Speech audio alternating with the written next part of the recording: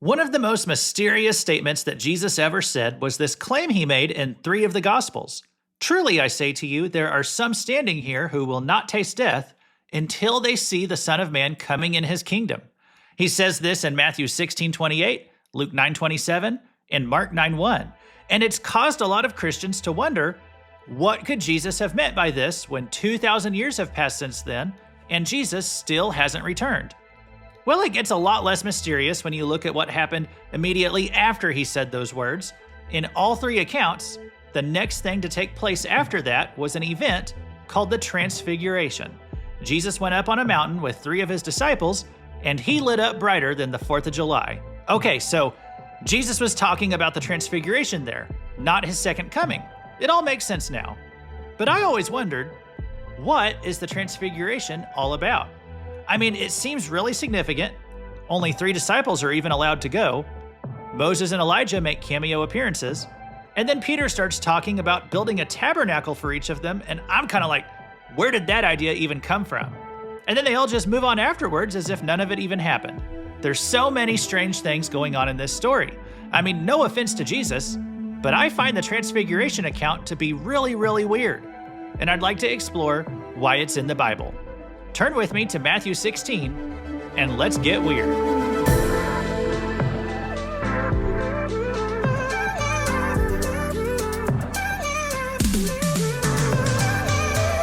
Welcome to Weird Stuff in the Bible, where we explore scripture passages that are bizarre, perplexing, or just plain weird. This is Luke Taylor, and today we're going to be revisiting Mount Hermon and learning about the purposes of the Transfiguration. And first of all, shout out to a listener named Elena. She sent in that question from the opening, literally sent it in about 2 years ago. And I'll tell you, some of my favorite episodes have come from listener submissions, and Elena has given me some great ones. And so I don't always know the answer right away whenever somebody writes in, but a lot of times I just put it on the list, and I don't always get to answering them right away, but they just sit on the list until I do. And so we'll get into today's study, and Elena, I hope that you'll find it was worth the wait. And so we'll read the whole text of the Transfiguration part later today, but I'm going to assume that you're at least familiar with the story. For a little bit of context, it takes place right after what happened at Caesarea Philippi, which was a small town at the base of Mount Hermon. And so if you've listened to the podcast this year, you might remember I did 2 episodes about Mount Hermon and that whole location geographic region, okay? According to the book of Enoch, this mountain in northern Israel, it was the location where the Watchers descended in the days of Jared, back before the flood, and it said 200 of the Watchers, they're heavenly beings, they descended to the earth, and they married human women, and this, of course, created the giants, or the Nephilim. And so Enoch tells us that these Watchers made an oath on this mountain that they were going to band together in their rebellion against God, and God was greatly grieved by all the wickedness that proceeded forth upon the earth from this moment. And I mean, after all, it led to the flood. And so that is basically what this location came to symbolize. It came to mean rebellion and wickedness. And it shows up a few times in the Bible. It's often associated with paganism or idolatry. In fact, the whole region of Hermon, which was called Bashan back then, and today they call it the Golan Heights, it was associated with darkness and the demonic. It was a stronghold of giants in the Old Testament. And by the time you get to the New Testament, this region is called the gates of hell. And it's the exact place where Jesus told Peter in Matthew 16:18, on this rock I will build my church, and the gates of hell shall not prevail against it. Then at the end of Matthew 16, you read these words, verse 28, truly I say to you, there are some standing here who will not taste death until they see the Son of Man coming in his kingdom. So like I said in the opening, he was not referring to his second coming right there. Most of us probably just close our Bibles, though, at that moment. We're like, okay, I wonder what Jesus was talking about. But if you just keep on reading right on into the next chapter, you will see exactly what he meant. And so Matthew 17:1 begins this way. And after 6 days, Jesus took with him Peter and James and John his brother and led them up a high mountain by themselves. So it says a high mountain. Now, it doesn't give us the name of the mountain. So if you look at church history, most of the church history says that this mountain was Mount Tabor, which is 33 miles away from Caesarea Philippi. And a lot of theology books or commentaries you pick up, They will talk about the Transfiguration, and they're simply going to claim that this took place on Mount Tabor. However, there is nothing in the Bible which would seem to hint that Mount Tabor has anything to do with the Transfiguration. Matthew 17:1, it just said they waited 6 days and then they went up a high mountain. It didn't say they walked 33 miles away during that time. It just said it was 6 days later. So frankly, we have no reason to think that they went anywhere at all during those 6 days. And that would probably be the safest bet, that they didn't go anywhere at all. And so that's the first reason for which I want to put forward of why I think Mount Hermon is a much better candidate for the mountain of the Transfiguration. Okay, so let me give you 4 reasons today, and the fourth one's is going to basically seal the deal. But number 1, those 6 days had passed. The proximity of the previous story at Caesarea Philippi means that Jesus was in this region during this time of his ministry. Okay, reason number 2 that I think Mount Hermon is a better choice for where the Transfiguration took place. That verse said that Jesus led them up a high mountain. Now, what would constitute a high mountain in Israel? Well, I looked it up, and the average mountain in Israel is between 2,000 and 3,000 feet. Mount Tabor is 1,843 feet tall. So it's not even that tall by Israeli standards. Now, Mount Hermon, that thing is higher than the night crew at Jimmy John's. So Mount Hermon is over 9,000 feet tall. It is the highest mountain in all of Israel. So I think it fits the description of a high mountain better than Tabor does. Reason number 3, the symbolic association of Mount Hermon as the place of a significant Old Testament rebellion. Well, that makes it a logical choice for the Transfiguration.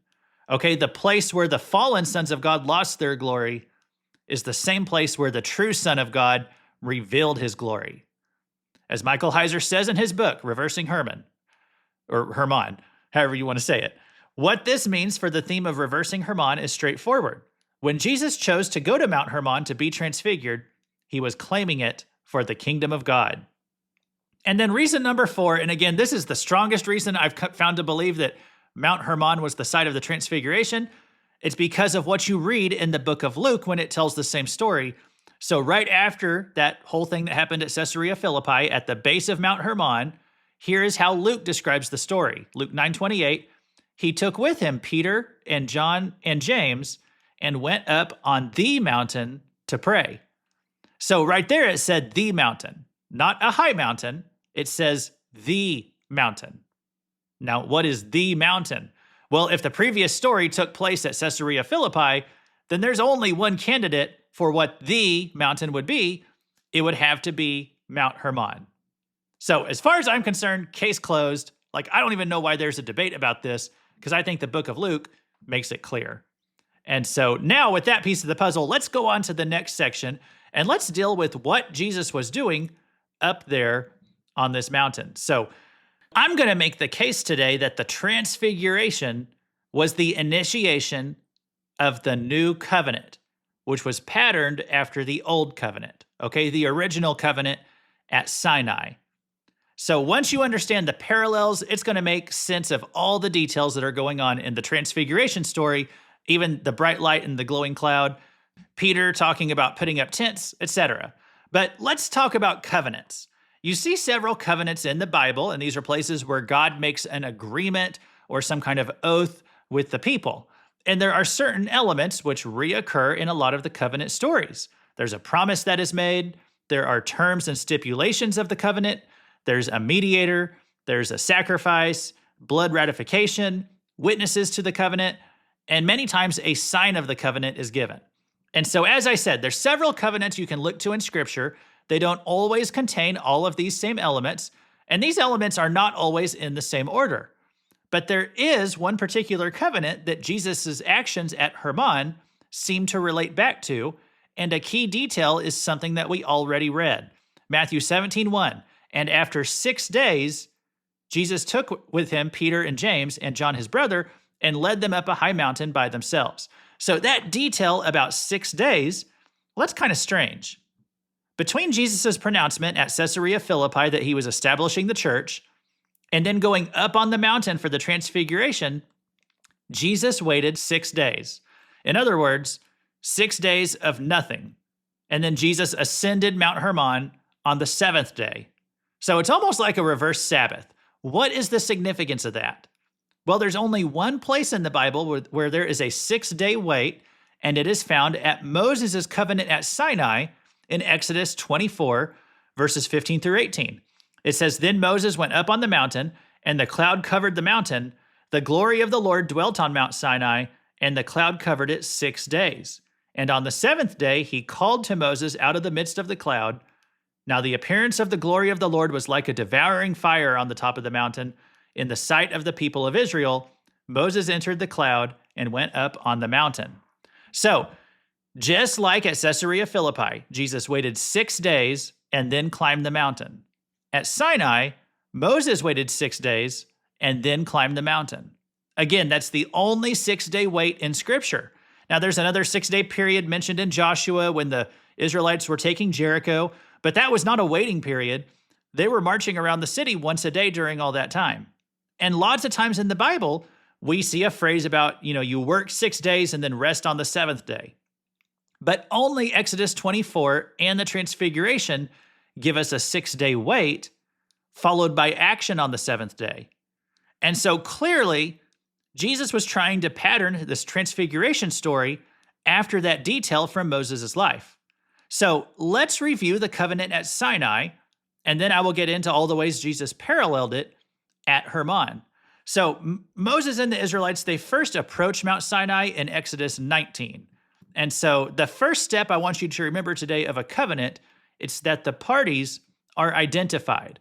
Exodus 19, 1 through 4. On the third new moon, after the people of Israel had gone out of the land of Egypt, on that day they came into the wilderness of Sinai.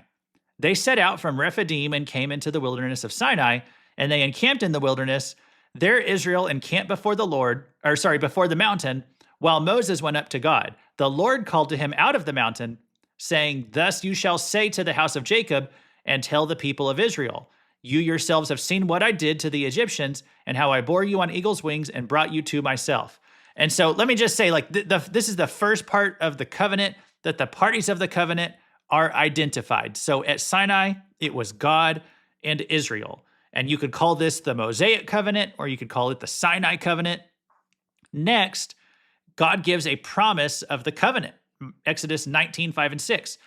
"Now therefore, if you will indeed obey my voice and keep my covenant, you shall be my treasured possession among all peoples, for all the earth is mine, and you shall be to me a kingdom of priests and a holy nation. These are the words that you shall speak to the people of Israel." So the promise of the Sinai covenant is that the people will be a treasured possession, a kingdom of priests, a holy nation. Next, God is going to give the terms and stipulations of the covenant, starting with the 10 Commandments. The terms and stipulations will go on for 4 chapters. They'll go from chapters 20 through 23. So I'm not going to read it all today. I want to treat it like the terms and conditions, like whenever you update your iPhone, okay? We're just going to skip over all of it and just click agree, okay? And that's where the 10 Commandments are. That part's pretty cool. But after chapter 20 of Exodus with the 10 Commandments, that's when people start dropping off in their Bible reading plans. It starts to get a little dry. And so we're just going to skip right to chapter 24, and we're going to get back into the steps of the covenant. We're skipping all of the laws all through there. So Exodus 24, 1 through 3. "Then he said to Moses, 'Come up to the Lord, you and Aaron, Nadab and Abihu, and 70 of the elders of Israel, and worship from afar. Moses alone shall come near to the Lord, but the others shall not come near, and the people shall not come up with him.' Moses came and told the people all the words of the Lord and all the rules. And all the people answered with one voice and said, 'All the words that the Lord has spoken, we will do.'" So this is the part where Moses' role as the mediator comes into play. Moses is known as the mediator of the covenant. He is the earthly representative who is helping to establish this covenant on earth. Note that there are witnesses to the covenant. There's Aaron, Nadab, Abihu, and 70 elders. And then there will also be heavenly witnesses to the covenant. Deuteronomy 33:2, Galatians 3:19, and Hebrews 2:2, they will say that angels were present and that the law was delivered by angels. And so that's a key thing to keep in mind here as well, that there are both earthly and heavenly witnesses to the Sinai covenant. The next element of the covenant is that he builds an altar. Verse 4, and Moses wrote down all the words of the Lord. He rose early in the morning and built an altar at the foot of the mountain and 12 pillars according to the 12 tribes of Israel. After the altar was prepared, the next part of the covenant is that a sacrifice is made. Verse 5, and he sent young men of all the people of Israel who offered burnt offerings and sacrificed peace offerings of oxen to the Lord. And then after the sacrifice was made, the covenant was ratified by blood. Verses 6 through 8. And Moses took half of the blood and put it in basins, and half of the blood he threw against the altar. Then he took the book of the covenant and read it in the hearing of the people. And they said, all that the Lord has spoken we will do, and we will be obedient. Okay, they clicked agree on those terms and conditions. Verse 8, and Moses took the blood and threw it on the people and said, behold, the blood of the covenant that the Lord has made with you in accordance with all these words. So here's an interesting element of the covenant that comes next. It says a meal takes place between the parties of the covenant. Verses 9 through 11, then Moses and Aaron, Nadab and Abihu, and 70 of the elders of Israel went up, and they saw the God of Israel. There was under his feet, as it were, a pavement of sapphire stone, like the very heaven for clearness, and he did not lay his hand on the chief men of the people of Israel. They beheld God and ate and drank. And like, this is the part where I wish the Bible went into more detail. It says they see God and then they ate and drank there in his presence. I'm like, who prepared the food? What was it that they were eating? You know, was it bread and wine? I mean, maybe they ate the meat from the sacrifices from earlier, but but this is part of a covenant ritual. Okay, there is a meal. And then next is the part about there's the 6-day wait, and they see the glory cloud. We read all that earlier. There's brightness. God speaks to Moses out of the cloud. And there's one more sign of the covenant that comes later. A lot of biblical covenants, I think I said this before, they have a sign attached to them. You know, Noah got the rainbow. Abraham got circumcision. And the sign of the Mosaic covenant, it is said in Exodus 31, verses 13 through 17, to be the Sabbath. Okay, so I want to recap all those elements for you real quick. And then I want to show how Jesus replicated these elements with the new covenant starting at Mount Hermon. So the elements of a covenant, the parties are identified. There's a covenant promise, terms and stipulations. There's a mediator. There's an altar. There's a sacrifice. There's a blood ratification. There are witnesses. There's a covenant meal and a covenant sign. Okay, so that was 10 things right there. Well, now let's revisit the story of the Transfiguration, starting with Caesarea Philippi. Okay, that was the chapter before in Matthew 16, verses 13 through 17. It said, now when Jesus came into the district of Caesarea Philippi, he asked his disciples, who do people say that the Son of Man is? And they said, some say John the Baptist, others say Elijah, and others Jeremiah or one of the prophets. He said to them, but who do you say that I am? Simon Peter replied, you are the Christ, the Son of the living God. And Jesus answered him, blessed are you, Simon Bar-Jonah, for flesh and blood has not revealed this to you, but my Father who is in heaven. So what just happened right there? Okay, well, right here, the parties of the covenant were identified. It was Jesus and his followers, and Jesus was identified as God, and he made sure that there was no confusion between Jesus and them as to who he is. Next, he makes the covenant promise, verses 18 and 19. And I tell you, you are Peter, and on this rock I will build my church, and the gates of hell shall not prevail against it. I will give you the keys of the kingdom of heaven, and whatever you bind on earth shall be bound in heaven, and whatever you loose on earth shall be loosed in heaven. So we are the church. Now, remember how in the Old Testament, God told the people that they would be kingdom of priests and a holy nation. Well, now we are, okay? Peter, one of the witnesses of the new covenant, he says in his letter in 1 Peter 2:9, but you are a chosen race, a royal priesthood, a holy nation, a people for his own possession, that you may proclaim the excellencies of him who called you out of darkness into his marvelous light. So Peter has seen the light. He's not just speaking metaphorically. Okay, so back to the covenant process. Next is going to be a reading of the stipulations. These are the duties that are associated with the covenant, the terms and conditions. Okay, but in the new covenant, The old covenant, it was like 3 or 4 chapters right there, and there was more to come with Leviticus and Deuteronomy. But in the new covenant, this one is a covenant of grace. It's not a covenant of works. And so there's not a bunch of things that we have to do to be part of this covenant. We simply have to make Jesus our Lord, and we have to truly mean it in our hearts. So Matthew 16, 24 through 28, Jesus tells his disciples this: "If anyone would come after me, let him deny himself and take up his cross and follow me. For whoever would save his life will lose it, but whoever loses his life for my sake will find it. For what will it profit a man if he gains the whole world and forfeits his soul? Or what shall a man give in return for his soul? For the Son of Man is going to come with his angels in the glory of his Father, and then he will repay each person according to what he has done. Truly I say to you, there are some standing here who will not taste death until they see the Son of Man coming in his kingdom." So that's our terms and conditions, okay? As it's been said before, salvation is a free gift, but it will cost you everything. There's no checklist of duties that you have to do in order to be saved, but you do lay down your life and you pledge your loyalty to Jesus if you want to accept this new covenant. And so then it gets into the Transfiguration story in the next chapter, but it's all part of this same process of starting the new covenant. So Matthew 17, again, verse 1, "And after 6 days, Jesus took with him Peter and James and John his brother and led them up a high mountain by themselves." Verse 2, "And he was transfigured before them, and his face shone like the sun, and his clothes became white as light. So there was glory cloud, there was bright light, just like we saw in Exodus 24. Well, at Sinai, the glory of God shone forth, but at Hermon, it was the glory of Jesus, because Jesus is God." Now, let's talk about the mediator of this new covenant. At Sinai, the mediator was Moses.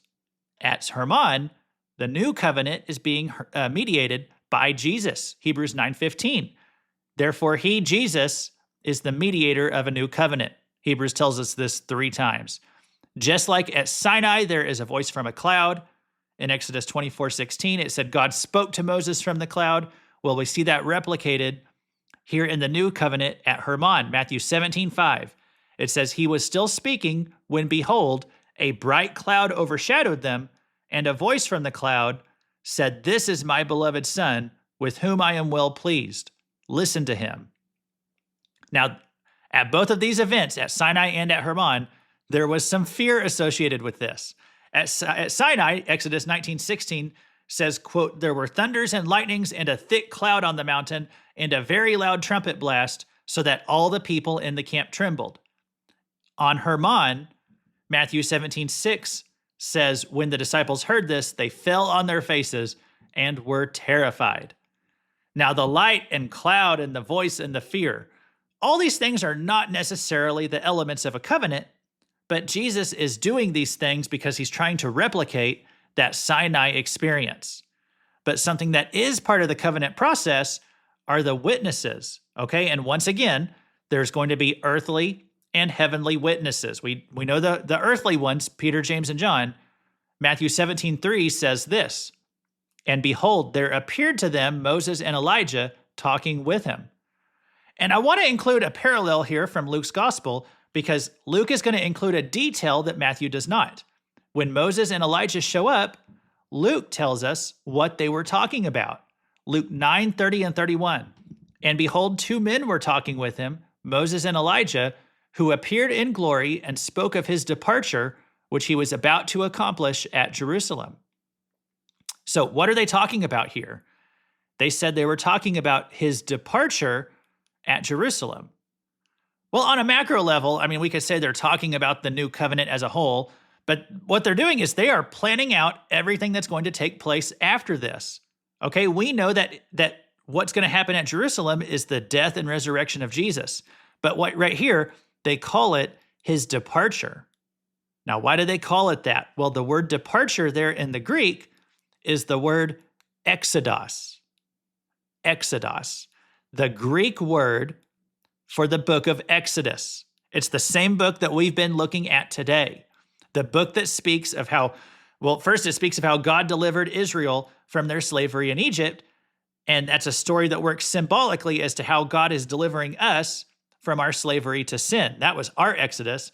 And the book of Exodus gives us the elements of a covenant at Mount Sinai. The Transfiguration is giving us a new covenant starting at Mount Hermon. Now, the covenant was not finished at Hermon. Okay, that was where it started, but it did not come to completion until Jesus died and rose again. So those other elements of the covenant at Sinai, the covenant meal, the altar, the sacrifice, the blood ratification, the covenant sign, okay, those things are still going to come. Those are accomplished in Jesus' Exodus at Jerusalem. That's the Last Supper, the cross, the death of Jesus on the cross, the blood of Jesus. And then we have two signs for our covenant. We have baptism and communion. So I know that's been like a lot of detail to cover today. And so if you would like a handy infographic that's just going to lay it all out there for you, that is what I'm going to share in my newsletter for this weekend. So all the information that I gave you verbally today, I'm going to try to give it to you visually in the newsletter. And I'll probably host it on my website after that. So if you want to sign up for the newsletter, you can click the link in the show notes and you can sign yourself up, or you can go to my website, weirdstuffinthebible.com. And that's kind of the lesson for today in a nutshell. Now, maybe you're thinking, oh, cool. Okay, well, now I understand the Transfiguration. That's why Jesus transfigured. He was recreating the experience of Sinai. Okay, that I understand everything now. Trust me, you don't.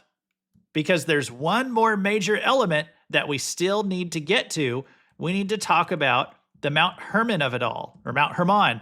Because if you think about it, Jesus could have transfigured on any mountain in Israel that he wanted to. He could have started his new covenant and established his church wherever. But he picked the spot where the watchers descended to this earth. And I want to explore this question. What did the demonic world think about that? And so next week, we're going to get into this again, part 2 on the Transfiguration. So one of these two-parters, once again, I'm going to try not to get hit by a car for the next week until I can give you the second half of this whole lesson I'm doing. But come back next week, make sure you're subscribed so you can get it. And we'll continue on these thoughts. But I want to share one more thought here before we go today. At the Transfiguration, Peter said this really weird thing about setting up tents whenever he saw the appearance of Moses and Elijah. Okay, Matthew 17:4. And Peter said to Jesus, Lord, it is good that we are here.